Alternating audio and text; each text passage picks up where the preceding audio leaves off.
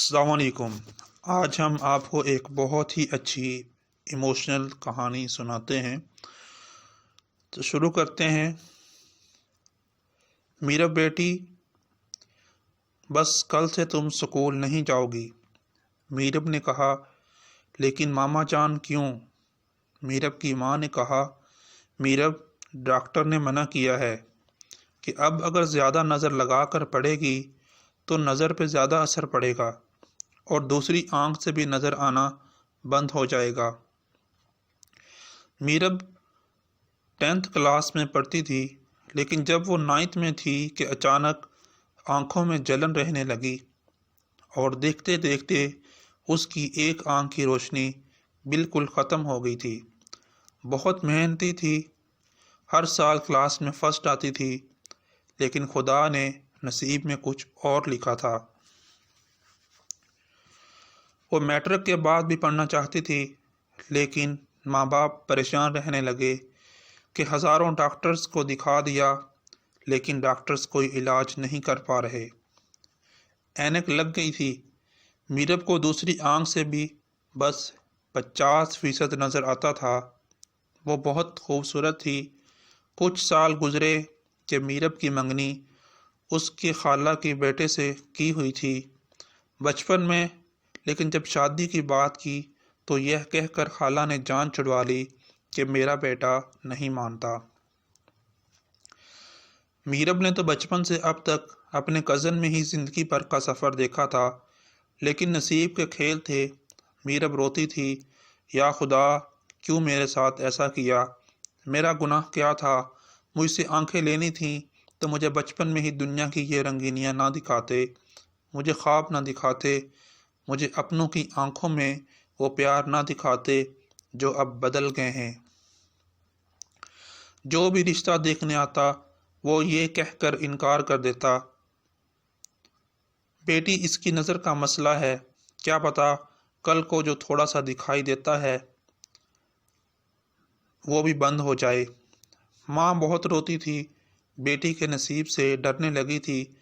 وہ اس زمانے کو دیکھ رہی تھی، جب وہ دنیا میں نہ رہیں گے تو ہماری میرب کا خیال کون رکھے گا؟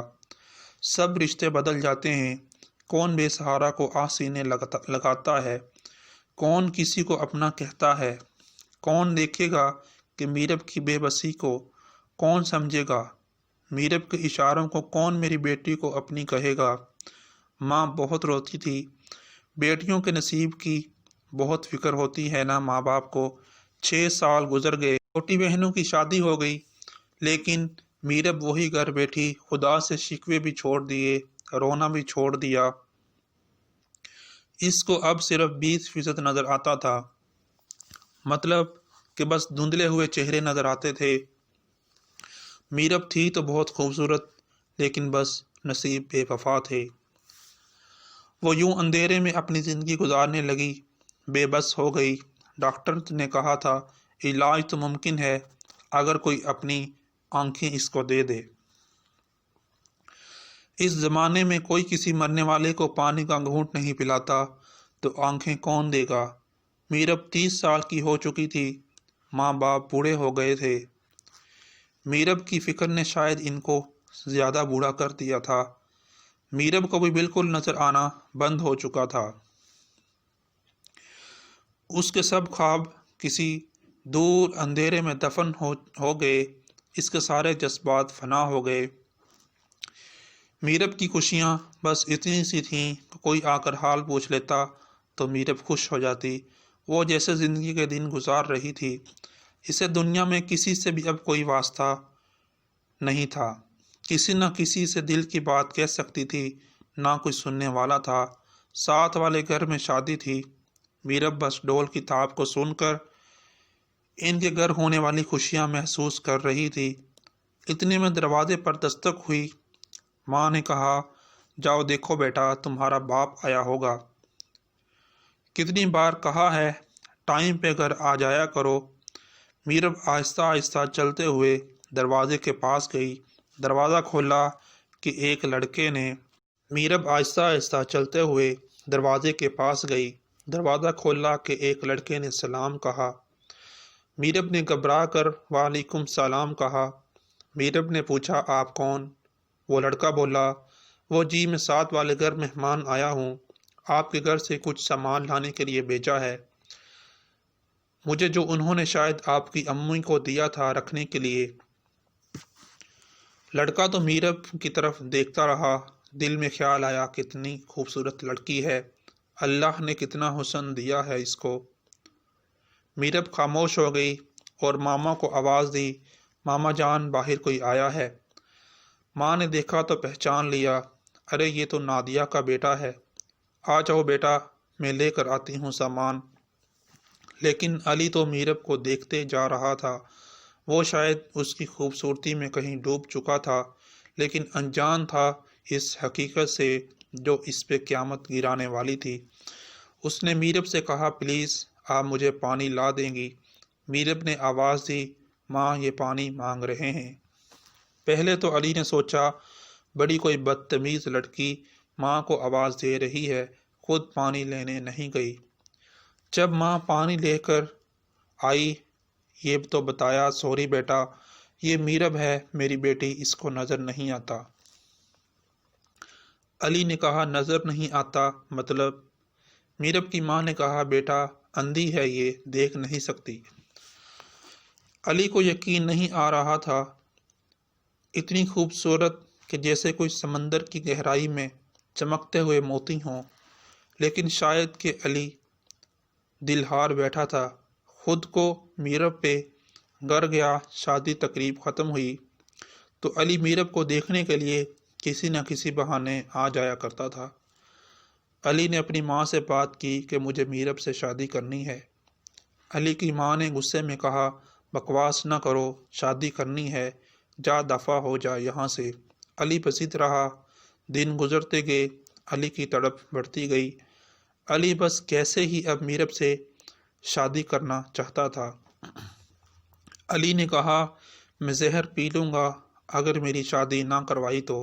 ماں نے کہا کیسا بے شرم لڑکا ہے، اس کے باپ سے بات کی تو باپ نے سمجھایا بیٹا وہ تمہارا خیال نہیں رکھ پائے گی، وہ تمہارا سہارا نہیں بنے گی بلکہ تمہاری زندگی خراب کر دے گی، تمہارا جنون چند دن کا ہے، بس حقیقت میں ایسا کچھ نہیں ہوتا، کیوں کسی کی بیٹی کو برباد کرو گے، ساتھ خود کو بھی۔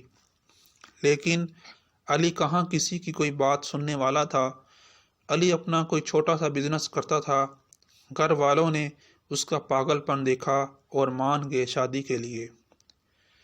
میرب کی ماں سے بات کی تو میرب کی ماں نے کہا لیکن آپ کا بیٹا سب جانتے ہوئے بھی۔ علی کی ماں نے کہا اللہ نے اگر ان کا نصیب ایسا لکھا ہے تو ہم کیا کر سکتے ہیں۔ خیر شادی ہو گئی۔ میرب بہت ڈری ہوئی تھی، اس کے دل میں ہزاروں سوال جنم لے رہے تھے۔ وہ سوچ رہی تھی یا خدا پہلے جینے کی خواہش تھی تم نے سب کچھ ختم کر دیا، اب مرنے کی خواہش تھی تو زندگی کی طرف لے آئے ہو، کیسے امتحان تمہارے یا خدا۔ علی کھانستے ہوئے کمرے میں آیا، میرب خاموش بیٹھی رہی۔ علی پاس آیا، ہاتھ پکڑا، میرب ڈر سے گئی۔ علی نے کہا میرب ڈر لگا رہا ہے۔ میرب خاموش رہی۔ علی نے میرب کا ہاتھ اپنی آنکھوں کو لگایا اور کہنے لگا آج سے یہ آنکھیں تمہاری ہیں، اٹھو اب چلو میرے ساتھ۔ میرب نے دھیمی سی آواز میں پوچھا کہاں جانا ہے؟ علی نے کہا چلو وضو کریں، پہلے میرے ساتھ شکرانے کے نفل ادا کریں۔ علی نے اپنا ہاتھ اس کے ہاتھ پاؤں دھوئے، وضو کروایا اور شکرانے کے نوافل ادا کیے۔ میرب کو یقین نہیں آ رہا تھا کہ خدا کیا کروا رہا۔ علی نے نماز کے بعد میرب کی آنکھوں کو چوما اور کہا آج سے تم میری آنکھوں سے دیکھا کرو گی۔ کبھی اس کے سر کے بال سنوارتا تو کبھی اس کے ہاتھوں کو چومتا۔ باتیں کرتے ہوئے سو گیا۔ ولیمہ رسم مکمل ہوئی، سب رشتہ دار باتیں کر رہے تھے علی پاگل ہے، زیادہ دن یہ شادی نہیں رہے گی، دیکھنا 2 مہینے بعد ہی طلاق ہو جائے گی۔ کچھ لڑکیاں علی کو یہ کہتے ہوئے بھی سنی کہ اگر علی انتظار کرتا میں شادی کروا لیتی علی سے، لیکن علی کو بس میرب کی محبت کے سوا کچھ بھی نظر نہیں آتا تھا۔ علی اٹھتا، ناشتہ بناتا اپنے لیے، میرب کے لیے، پھر پھول سی خوشبو سے جگاتا، میرب کو نماز فجر ادا کرتے، پھر ناشتہ ایک ساتھ کرتے۔ علی میرب کو آہستہ آہستہ گھر کی ہر چیز کہاں رکھی ہے سب بتاتا۔ میرب بھی سمجھنے لگ گئی تھی۔ علی کا ایک گھنٹہ بھی میرب سے بات کیے بنا نہیں گزرتا تھا۔ وہ کال کرتا، حال پوچھتا، پیار بھری باتیں کرتا۔ 1 سال ہو گیا تھا شادی کو، میرب بہت خوش رہنے لگی تھی۔ اب میرب گھر کے کام بھی کرتی تھی، مدد کرواتی تھی علی کی۔ میرب خدا کا شکر ادا کرتی تھی، کیا خدا تم بہتر جانتے ہو، ہم کو تو دے تو ناشکرے ہو جاتے ہیں، چھین لے تو شکوے کرتے ہیں، لیکن تو بہتر جاننے والا ہے۔ کبھی چپکے سے آ کر سینے لگا لینا تو کبھی خاموشی میں ڈرا دینا، دونوں میں بہت تھا۔ میرب علی کے سینے پہ سر رکھ کر سوتی تھی۔ ایک عادت سی ہو گئی تھی، وہ علی کے ہاتھ میں اپنا ہاتھ دے کر کہا کرتی تھی، علی سنا ہے قیامت کے دن اللہ مجھے میری آنکھیں واپس دے گا، لیکن اس دن کی دعا کرتی ہوں خدا و رسول کے بعد سب سے پہلے میں آپ کو دیکھوں، میری آنکھیں سب سے پہلے آپ کو دیکھیں۔ علی مسکرا دیتا تھا، پاگل سی ہو تم، پتہ نہیں کیا کیا سوچتی رہتی ہو۔ ایک دن علی گھر پر نہیں تھا، میرب چھت پہ تھی، بارش ہو رہی تھی بہت زور سے۔ میرب شاید چھت سے کپڑے اتارنے گئی تھی۔ نصیب نے عجیب کھیل کھیلنا تھا، درد شاید ابھی باقی تھا۔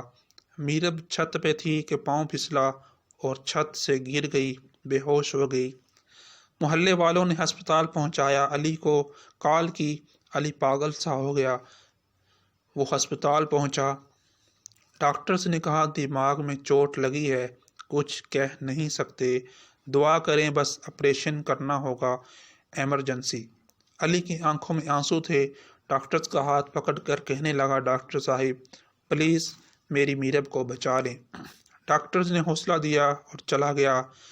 علی بے بس بیٹھا، میرب کی تصویر نکالی، چوم کر کہنے لگا میرب مجھے دغا نہ دینا، مجھ سے بے وفائی نہ کرنا، تم مجھے چھوڑ کر نہیں جا سکتی۔ دیکھو میرب کل ہم اپنا نیا گھر لے رہے ہیں، میرب تم نے کہا تھا کبھی میرا ساتھ نہیں چھوڑو گی۔ آسمان کی طرف دیکھ کر کہنے لگا یا اللہ مجھے میری میرب واپس دے دے، میری میرب مجھ سے نہ لینا۔ اس کی محبت کی تڑپ پہ شاید خدا کو بھی ترس آ گیا تھا۔ 4 گھنٹے کے آپریشن کے بعد ڈاکٹر باہر آئے، بہت خوش تھے، کہنے لگے مبارک ہو مسٹر، شاید آپ کی بیوی پہلے دیکھ نہیں سکتی تھی، آپریشن کے دوران ہم نے دیکھا کہ لینس ٹھیک نہیں تھے، چھوٹے سے آپریشن سے ٹھیک کر دیے ہیں، شاید کہ اب دیکھنے لگے۔ ہوش آیا تو 2 دن بعد آنکھوں سے پٹی اتاری تو اللہ نے اپنا معجزہ دکھایا اور میرب کو نظر آنے لگا۔ علی نے میرب کو سینے سے لگا لیا اور اللہ کا شکر ادا کیا۔ ہم سفر وہی ہوتا ہے جو ہر حالات میں اپنے جیون ساتھی کا وفادار رہے، ورنہ ہم سفر تو جانور بھی ایک دوسرے کے ہوتے ہیں۔ آپ کو اس اردو مورل سٹوری سے، موٹیویشنل سٹوری سے آپ نے کیا خلاصہ جو ہے آپ کے ذہن میں بنا ہے وہ آپ ہمیں کمنٹس میں لازمی بتائیں۔ ویڈیو دیکھنے کا بہت شکریہ۔